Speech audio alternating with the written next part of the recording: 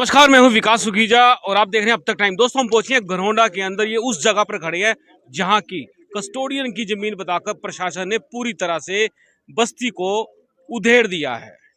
दोस्तों, इस पूरे मामले के अंदर आज कांग्रेस के राष्ट्रीय सचिव वीरेंद्र सिंह राठौर खुद मौके का जायजा लेने के लिए पहुंचे हैं और उन्होंने प्रशासन को ललकार दिया है। यदि प्रशासन में दम है तो 24 घंटे का टाइम देकर इस जगह को खाली करवाकर देख ले। आइए आपको दिखाते हैं पूरी रिपोर्ट, किस तरह से वीरेंद्र सिंह राठौर ने आज इन गरीब लोगों के हक में आवाज को बुलंद किया है। देखिए पूरी रिपोर्ट।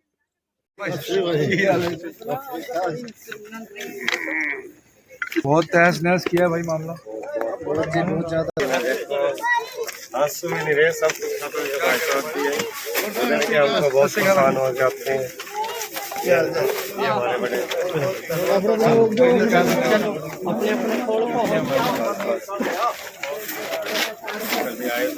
हाँ बाबूजी लगे, बाबूजी भी बहुत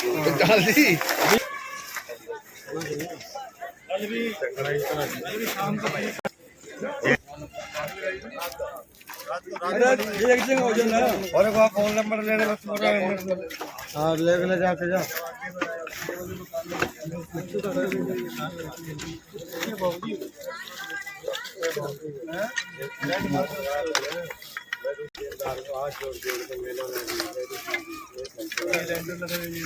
इतनी फोर्स है, इतनी लेडीज पुलिस, पता नहीं क्या क्या आगे करते हैं।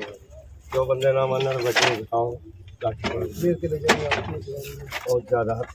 फर्जी वाला कितने बजे शुरू किया इन्होंने? सुबह 9 बजे कर दिया काम चालू, रात को भी थोड़ा थी। आप लोगों को जानकारी नहीं दी? कोई नहीं थी, एकदम खड़े कर दी। 4 किसी ने चाय पतीली में बन रही थी, किसी ने पी थी। 8 बजे का टाइम था सुबह। आज पता नहीं था आपको? कुछ नहीं पता था भी क्या होना था। कोई नोटिस पहले नहीं, कोई नोटिस आज से कोई नहीं। देखो कितने लोग जाती है,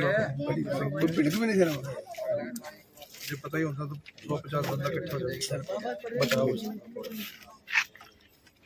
एक बार आप वहाँ भी आए थे ऑर्गेनिक से हमारी रेडी खुआने में, आपने बोल दिया हमारे शहर के निवासी हैं, इनको कोई रेडी नहीं हटेगी, आप थोड़ी नहीं हटेगी।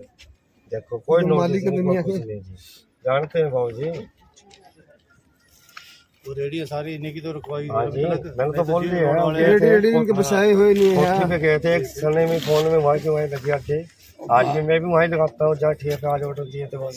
ये है कि तुम बाबूजी जान दे, तुझे भी जान तो बाबूजी यहाँ से छोड़ना छोड़ेंगे नहीं हम। जान जाओ। 1 मिनट चंगे रहोगे। अब क्या चाह रहे हैं आप लोग यहाँ पे? हम तो मेन किस किस के टूटे हैं मकान? सारे मुद्दे पे खड़े हैं।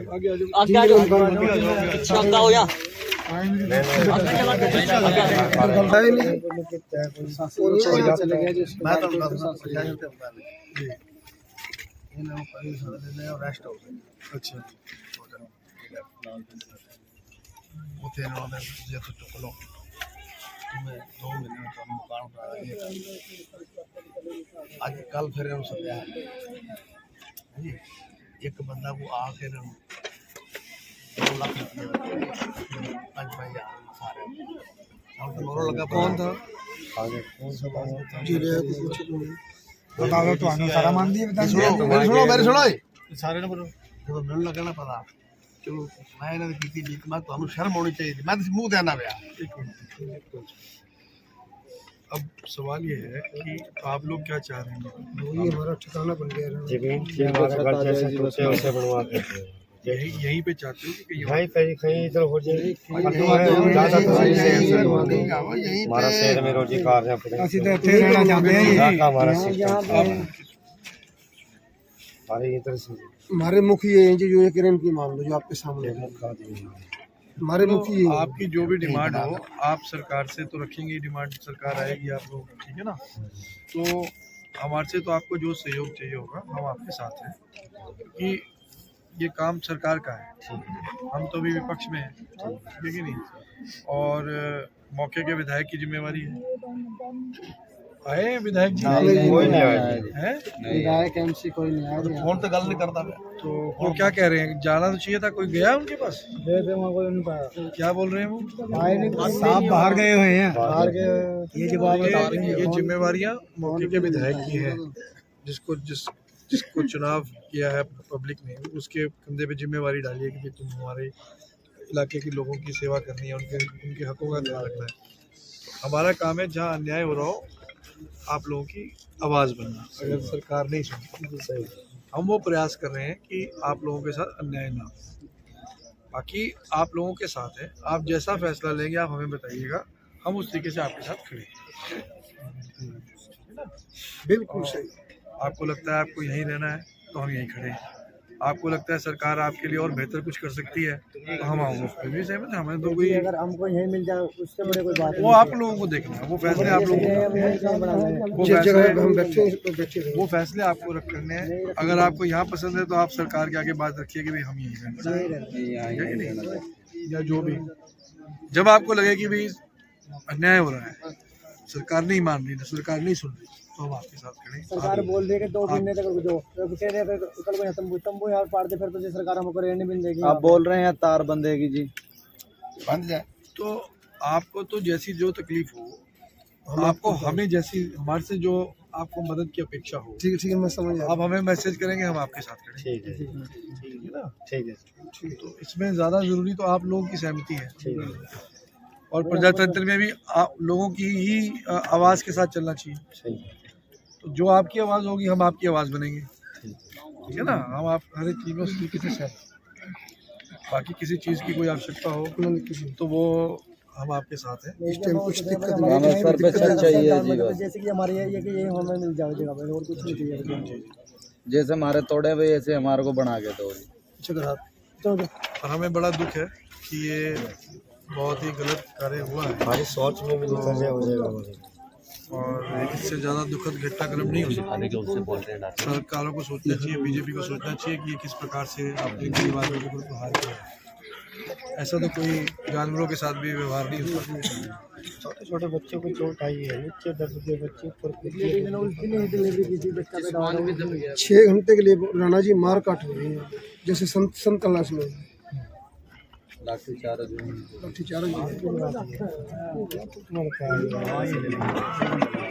आग में लगाई, वो मेरा घर का इसमें आग लगी। इसमें हम देखो सारी दुनिया जनता किसी को चोट वोट नहीं लगी, बच्चे को मेरे चोट नहीं लगी, झूठ नहीं बोलते, चोट नहीं लगी किसी को, बोलना भी कुछ नहीं।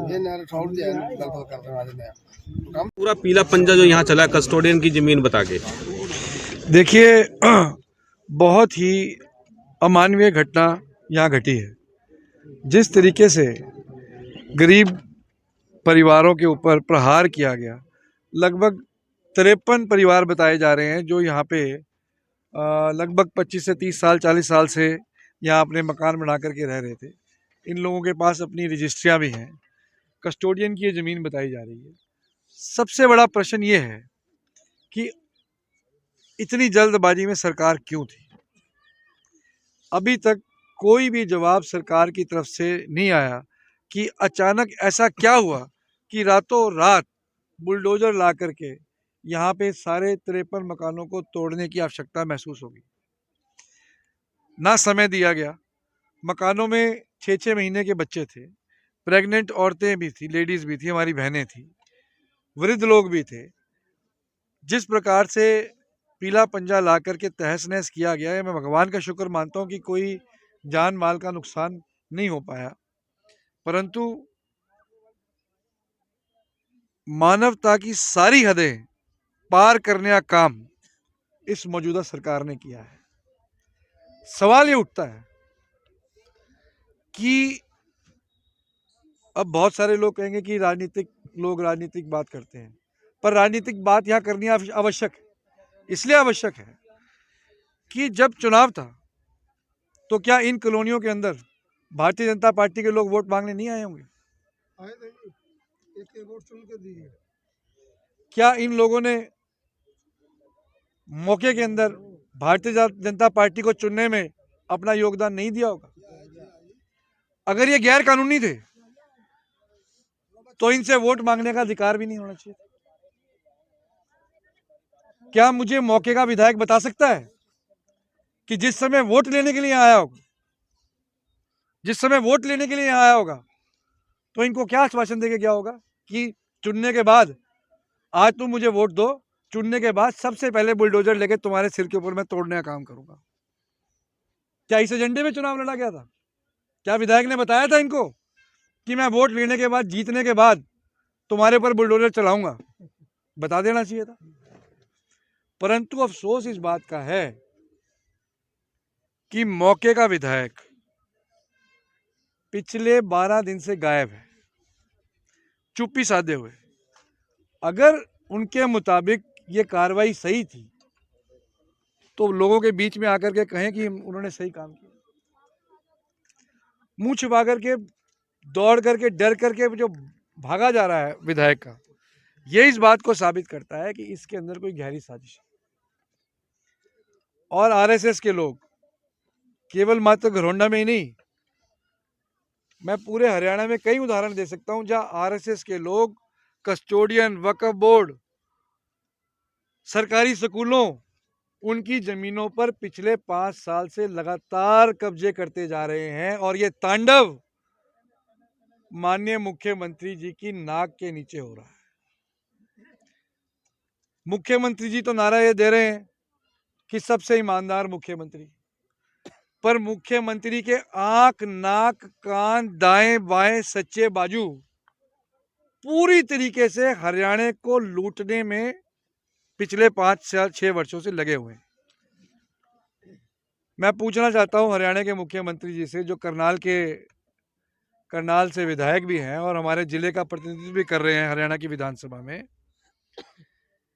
कि उन्हीं की सरकार में बने हुए चेयरमैन, घुमंतू जाति के चेयरमैन, मैंने कल उनका बयान सुना, वो यहाँ आए और उन्होंने स्पष्ट शब्दों में ये कहा, ये मैं नहीं कह रहा, ये सरकार के नुमाइंदे कह रहे हैं कि घुमंतू जाति कमीशन की रूल और रेगुलेशन के खिलाफ इस कार्रवाई को किया गया है।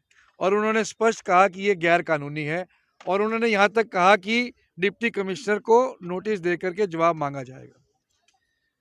तो जब सरकार के नुमाइंदे इस कार्रवाई को गैर कानूनी कह रहे हैं, तो आज तक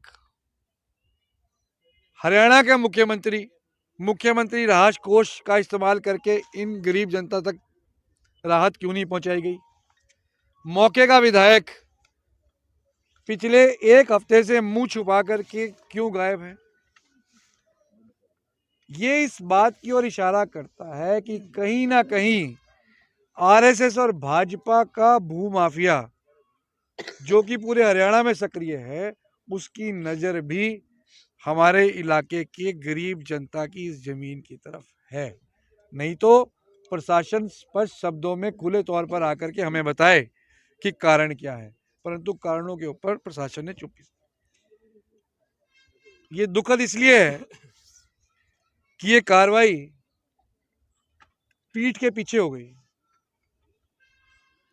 हमारी सरकार भी थी, अब राजनीतिक बात कर रहा हूं, कांग्रेस की सरकार थी, 10 साल सरकार रही। हमारी सरकार के अंदर भी कई बार अफसरों ने फैसले लिए लोगों के ढाबों को तोड़ने के, लोगों के मकानों को तोड़ने के लिए। और कई बार जेसीबी मशीनें, आपको याद होगा 2012-13 का साल में ये जीटी रोड के ऊपर हमारे ढाबे तोड़ने के लिए हमारी सरकार के अंदर आदेश हुए थे। परंतु उस प्रशासन को मैंने स्वयं अपने हाथ से खदेड़ने का काम किया था। हमने अपनी सरकार के खिलाफ आवाज को बुलंद करने का काम किया था, चाहे वो कम्मोपुरे के ढाबे हों। मुझे आज भी याद है, 2 बसें पुलिस, डीएसपी, एसडीएम मौके पे सुबह 5 बजे तोड़ने के लिए पहुंचे थे। मैं खुद बंदूक लेकर के मैंने अफसरों की छाती के ऊपर रख करके उनको वहां से खदेड़ने का काम किया था। और वो ढाबे आज तक 13 साल हो गए, आज भी वो अपना जीवन यापन कर रहे हैं। और इसलिए किया था क्योंकि सरकार के अफसरों ने गलत कदम उठाए थे, गैर कानूनी काम उठा रहे थे। तो विधायक को अगर ये कार्य गैर कानूनी था तो छुपने की क्या आवश्यकता थी? और मैं आज भी आपके माध्यम से चेतावनी देकर के जा रहा हूं, प्रशासन 24 घंटे का टाइम तय करके इनको उखाड़ने का अल्टीमेटम दे दे, 24 घंटे पहले हमें बता दे, और फिर हम देखेंगे कि किस अफसर में कितना दम है। 24 घंटे का समय रखे प्रशासन, डिप्टी कमिश्नर करनाल, और कहे कि मैं बुलडोजर लेकर के 24 घंटे के अंदर यहाँ आऊंगा, या गोलियों की बौछार होगी, गोलियां चलेंगी और पूरी बौछार होगी हमारी लाशों के ऊपर। डिप्टी कमिश्नर चला ले बुलडोजर तो इनके मकान टूट पाएंगे। नहीं तो मेरा खुला चैलेंज है, डिप्टी कमिश्नर करनाल टाइम रखे और इनको समय दे दे, और हम भी सामने खड़े होंगे और फिर वो कार्रवाई करके दिखाए। राठौर जी, कार्रवाई में भी दोहरी नीति अपनाई गई है। गरीब झुग्गी झोपड़ियाँ थी, 50 साल से बड़े, तोड़ दिया गया, 10 मिनट का टाइम नहीं दिया गया। बड़े मकान थे, 10 दिन का टाइम दे दिया गया। क्या देखिए, इसका जवाब तो प्रशासनिक अधिकारी देंगे, जिन्होंने ये लगता क्या है। अभी तो मैं आज आया हूँ, मैं इसका सारा जायजा ले रहा हूँ। पिछले एक हफ्ते से हमारी टीम लगातार लगी हुई है, मेरे पिताजी दिन रात यहाँ लगे हैं, और निश्चित रूप से चाहे अन्याय बड़ी कोठियों वालों के साथ है, चाहे अन्याय गरीब के साथ है, उसको नहीं होने देना चाहिए। वो कभी बर्दाश्त नहीं होगा, चाहे वो बड़े कोई कोठी वाले हैं, चाहे गरीब हैं। सबका समान है। हमारे लिए तो हमारे ये भाई भी उतने ही महत्वपूर्ण है जितने बड़ी कोठी में रहने वाले भाई बहन हैं।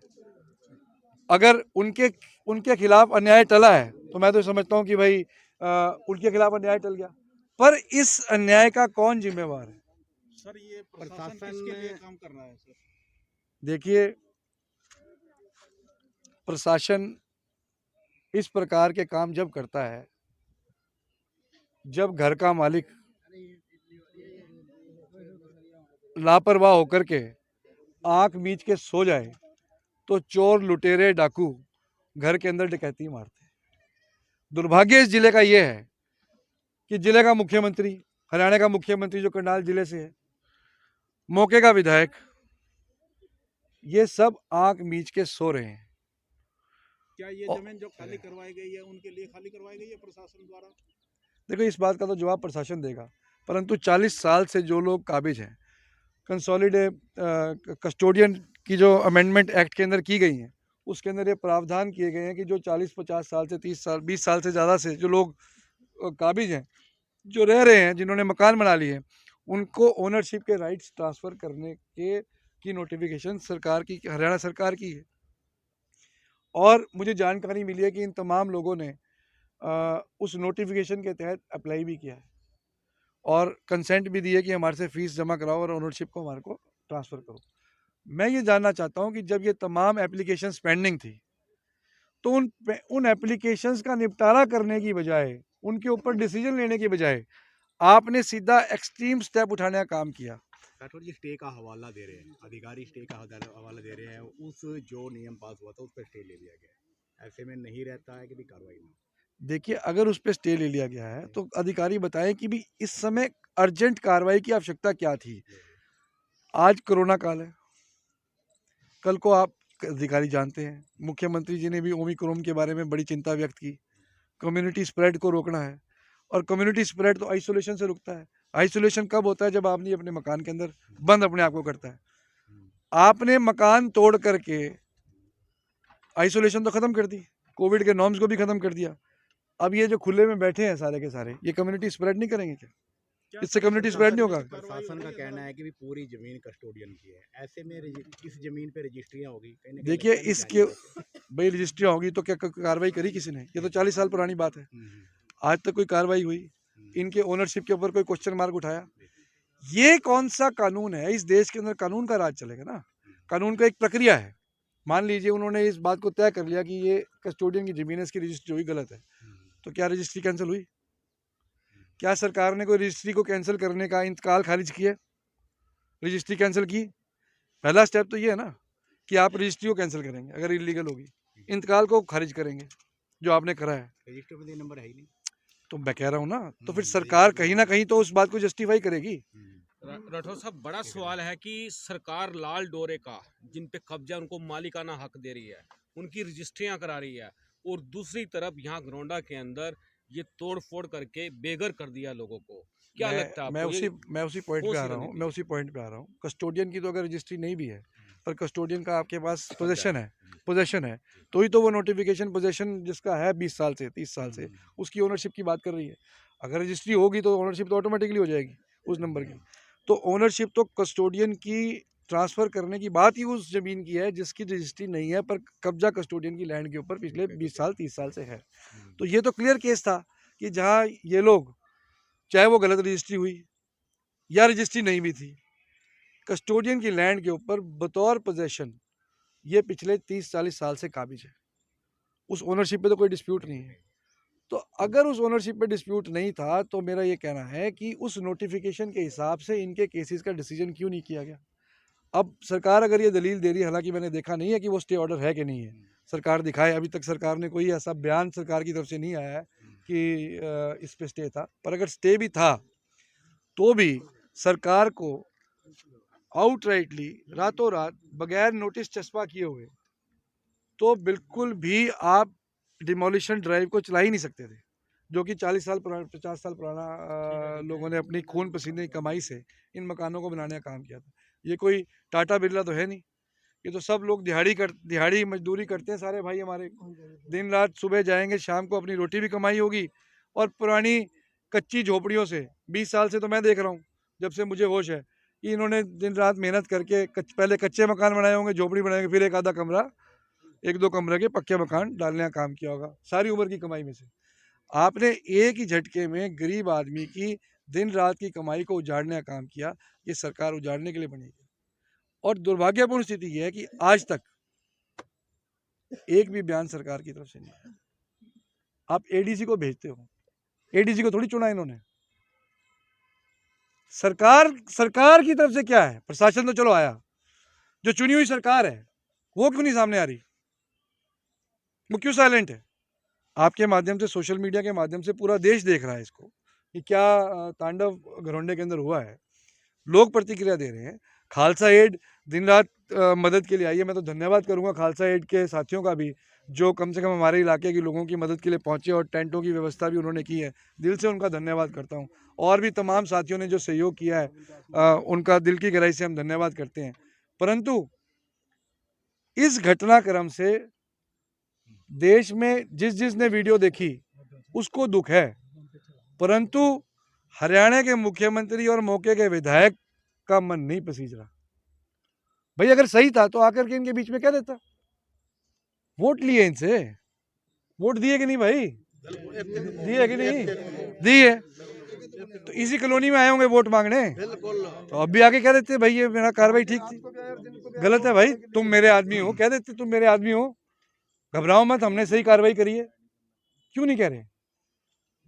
क्योंकि मन में चोर है, मन में चोर है। और यही नहीं, अभी करनाल में शाखा ग्राउंड का भी मसला है, वो भी आपके सामने आएगा। किस प्रकार से आरएसएस के लोग सरकारी स्कूल की जमीन के ऊपर कब्जा कर रहे हैं। आरएसएस के लोग ट्रस्ट बना के, बड़े मुद्दे हैं। आरएसएस को हरियाणा के अंदर खुली लूट करने के लिए छोड़ा हुआ है। तो मेरा आपके माध्यम से ये चेतावनी है हरियाणा सरकार को कि धक्के की पॉलिसी हरियाणा में कहीं चलती हो, पर अगर घरौंडे की जनता के साथ धक्का होगा तो फिर ईंट का जवाब पत्थर से दिया जाएगा। धन्यवाद।